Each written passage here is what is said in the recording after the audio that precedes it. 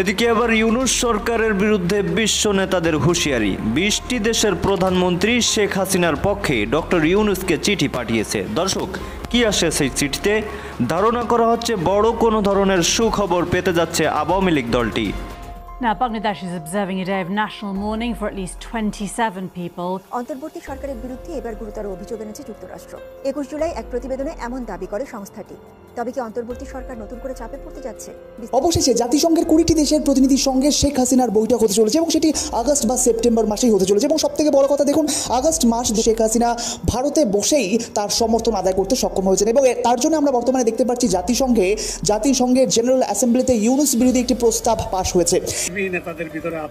দর্শক, যে যেখানে আছেন আশা করি ভালো আছেন। এই মুহূর্তে পাওয়া সব থেকে বড় ব্রেকিং নিউজ সেটা হলো ডক্টর ইউনূসের বিরুদ্ধে বিশ্ব নেতাদের হুঁশিয়ারি। সেটা হলো শেখ হাসিনার পক্ষে বিশ্বের বড় বড় 20টি দেশ থেকে সম্মতি জানানো হয়েছে এবং শেখ হাসিনাকে বাংলাদেশে ফেরত দিতে তারা রাজি হয়েছে। দর্শক, এই মুহূর্তে পাওয়া অর্থাৎ রাতে খুবই গুরুত্বপূর্ণ একটি তথ্য রীতিমতো আমাদের হাতে এসেছে, যেটা আপনাদের সামনে তুলে ধরলাম। তাই সবাইকে রিকোয়েস্ট করবো এবং অনুরোধ জানাবো সবাই একটু খুব খেয়াল দিয়ে আজকের সংবাদটি দেখবেন। তো দর্শক, কথা নয়, ভালো থাকুন এবং খুব খেয়াল দিয়ে আজকের সংবাদটি দেখুন। তো দর্শক, চলুন স্ক্রিনে। জাতিসংঘের 20টি দেশের প্রতিনিধির সঙ্গে শেখ হাসিনার বৈঠক হতে চলেছে এবং সেটি আগস্ট বা সেপ্টেম্বর মাসেই হতে চলেছে। এবং সবথেকে বড় কথা, দেখুন, আগস্ট মাস 2024 যে আগস্ট মাসে শেখ হাসিনাকে দেশ ছাড়া করা হয়েছিল, সেই 5ই আগস্টের কথা আপনাদের মনে আছে। সেই আগস্ট মাস 2025 এক বছর না হতে হতেই কিন্তু শেখ হাসিনা ভারতে বসেই তার সমর্থন আদায় করতে সক্ষম হয়েছেন এবং তার জন্য আমরা বর্তমানে দেখতে পাচ্ছি জাতিসংঘের জেনারেল অ্যাসেম্বলিতে ইউনূস বিরোধী একটি প্রস্তাব পাশ হয়েছে। এবং সবথেকে বড় কথা, জাতিসংঘের একাধিক দেশ বর্তমানে শেখ হাসিনাকেই দেশে ফেরাতে উদ্যোগ নিয়েছে। এক্ষেত্রে আপনাদের গুরুত্বপূর্ণ একটি দৈনিক সংবাদ মাধ্যমের প্রতিবেদনের দিকে নজর ঘোরাতে বলবো। দেখুন, সেক্ষেত্রে দ্য মিন্টের প্রতিবেদন, ভারতীয় গুরুত্বপূর্ণ সংবাদ মাধ্যম। সেক্ষেত্রে বলা হচ্ছে বাংলাদেশ নিডস আর, অর্থাৎ বাংলাদেশকে তার প্রয়োজন, Bangladeshi nationals call for return of Sheikh Hasina. ভারতের একটি গুরুত্বপূর্ণ দৈনিক সংবাদ মাধ্যম। সেক্ষেত্রে তারা বলছে যে বাংলাদেশিরা বর্তমানে মনে করছে যে শেখ হাসিনা ফিরুক, শেখ হাসিনা পুনরায় ক্ষমতা ফিরুক। এবং এতদিন অন্তর্বর্তী সরকার যেভাবে দেশ চালাচ্ছে তাতে কিন্তু সকলেই, এবং গোপালগঞ্জের ঘটনা দেখে কিন্তু সকলেই বিষয়টা স্পষ্ট দেখতে পাচ্ছে যে কিভাবে সেনাবাহিনী এবং অন্তর্বর্তী সরকার বাংলাদেশে একনায়কতন্ত্র গড়ে তুলছে। তার জন্য দেখুন গুরুত্বপূর্ণ দৈনিক সংবাদ মাধ্যম, এবং সেক্ষেত্রে বাংলাদেশিরা বর্তমানে কি চাইছে সেই বিষয়টিকে কিন্তু তুলে ধরছে। এবং সেক্ষেত্রে বলা হচ্ছে Bangladeshi nationals call for return of Sheikh Hasina, অর্থাৎ শেখ হাসিনা যে ফিরবেন তার জন্য কিন্তু বাংলাদেশিরাও আগ্রহ নিয়ে বসে আছে। সেক্ষেত্রে আপনাদের জানিয়ে দিই, শেখ হাসিনার সঙ্গে বৈঠকের যে কথা বলা হচ্ছে, যে পূর্বেই বলা হচ্ছিল যে সম্ভবত আগস্ট বা সেপ্টেম্বর মাসে একটা বৈঠক হওয়ার সম্ভাবনা রয়েছে জাতিসংঘের গুরুত্বপূর্ণ প্রতিনিধিদের সঙ্গে। কারণ জাতিসংঘে যখন ইউনূস বিরোধী প্রস্তাব পাশ হয়েছে তারপর থেকে এই ধরনের একটা আলোচনা চলছিল এবং এই ধরনের একটা আভাস পাওয়া যাচ্ছিল এবং শোনা যাচ্ছে বর্তমানে আগস্ট বা সেপ্টেম্বর মাসে এই ধরনের একটা বৈঠকের সম্ভাবনা রয়েছে। সেক্ষেত্রে আপনাদের জানিয়ে দিই, বৈঠকটি ভার্চুয়ালি হবে না সামনাসামনি হবে সেই বিষয়টি কিন্তু একেবারেই বলা হয়নি, সেটা কিন্তু পুরোপুরি গোপন রাখা হয়েছে। অবশ্যই ন্যাশনাল সিকিউরিটির বিষয় রয়েছে, কারণ আপনারা জানেন যে শেখ হাসিনাকে বর্তমানে সুরক্ষিত জায়গায় রাখা হয়েছে, কারণ অন্তর্বর্তী সরকার বিভিন্নভাবে চাইছে যে শেখ হাসিনার মুখ বন্ধ করতে। এবং সেক্ষেত্রে ভারত যখন পূর্বেই জানিয়ে দিয়েছে যে শেখ হাসিনা বর্তমানে ভারতে রয়েছে, সুতরাং এটা ভারতের দায়িত্ব যে শেখ হাসিনাকে সুরক্ষার মধ্যে রাখা। তার জন্য বিভিন্ন প্রোটোকল শেখ হাসিনাকে ফলো করতে হয়, যেগুলো কিন্তু ভারতের মধ্যে তাকে সুরক্ষা দিচ্ছে। তার জন্য সম্ভবত বলা হচ্ছে এই বৈঠকটি মূলত হতে পারে ভার্চুয়ালি, সামনাসামনি বৈঠক হওয়ার সম্ভাবনা কিন্তু একেবারেই নেই বলে মনে করছেন বিশ্লেষকরা। দেখুন, বলা হচ্ছে, শোনা যাচ্ছে আগস্ট বা সেপ্টেম্বর মাসেই এই সব দেশ, জাতিসংঘের 20টি দেশের প্রতিনিধিরা, তারা কিন্তু শেখ হাসিনার সঙ্গে বৈঠকে বসবেন। তবে আলোচনা সামনাসামনি হবে না ভার্চুয়ালি হবে সেই বিষয়টি একেবারেই গোপনীয় রাখা হয়েছে। পূর্বে আওয়ামী লীগের যুক্তরাষ্ট্র শাখা একাধিক দাবি জানিয়েছিল জাতিসংঘের দরবারে এবং বর্তমানে তাদের দাবি পূর্ণতা দিচ্ছে বলে মনে করা হয়। অভ্যুত্থান পরবর্তী দেশের সংস্কার সাধনে অগ্রগতি হলেও অন্তর্বর্তী সরকারের বিরুদ্ধে এবার গুরুতর অভিযোগ এনেছে যুক্তরাষ্ট্র। দেশটির আন্তর্জাতিক ধর্মীয় স্বাধীনতা কমিশন দাবি করেছে বাংলাদেশের রাজনৈতিক সংস্কার সত্ত্বেও ধর্মীয় স্বাধীনতা নিয়ে এখনো উদ্বেগ রয়ে গেছে। এছাড়া লাল সবুজের এই দেশে হিন্দু, আদিবাসী, আহমদিয়া ও সুফি সম্প্রদায়গুলো এখনো নানামুখী বৈষম্যের শিকার হচ্ছে বলেও অভিযোগ জানিয়েছে তারা। 21 জুলাই এক প্রতিবেদনে এমন দাবি করে সংস্থাটি। তবে কি অন্তর্বর্তী সরকার নতুন করে চাপে পড়তে যাচ্ছে? বিস্তারিত এসআই রাজের রিপোর্টে। বাংলাদেশে ধর্মীয় স্বাধীনতা, সংখ্যালঘুদের নিরাপত্তা এবং মত প্রকাশের স্বাধীনতা নিয়ে গভীর উদ্বেগ প্রকাশ করেছে যুক্তরাষ্ট্রের একটি গুরুত্বপূর্ণ ফেডারেল সংস্থা United state commission on international religious freedom. 21 July সংস্থাটি তাদের ওয়েবসাইটে প্রকাশিত এক প্রতিবেদনে এই উদ্বেগ প্রকাশ করেছে।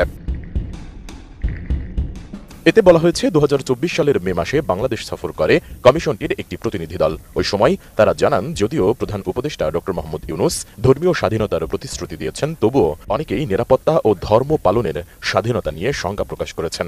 সংবিধানে ধর্মীয় স্বাধীনতার নিশ্চয়তা থাকলেও দেশে এখনো ধর্ম অবমাননার আইন ও 2013 সালের সাইবার নিরাপত্তা আইনে ধর্মীয় অনুভূতিতে আঘাতের অভিযোগে শাস্তির বিধান রয়েছে। অ্যান্টিব্যাকটেরিয়াল অ্যাডিটিভ যুক্ত সেরা ওয়াটার ট্যাঙ্ক বিশুদ্ধ পানিতে ব্যাকটেরিয়া জন্মাতে দেয় না।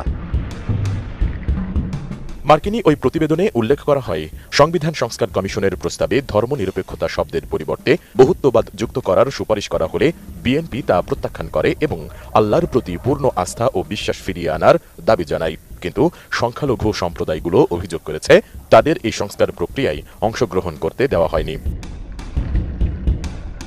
এছাড়া নারী সংস্কার কমিশনের প্রস্তাব নিয়ে হেফাজতে ইসলামের আপত্তি ও বিক্ষোভের বিষয়টিও মার্কিনীদের প্রতিবেদনে উল্লেখ করা হয়েছে।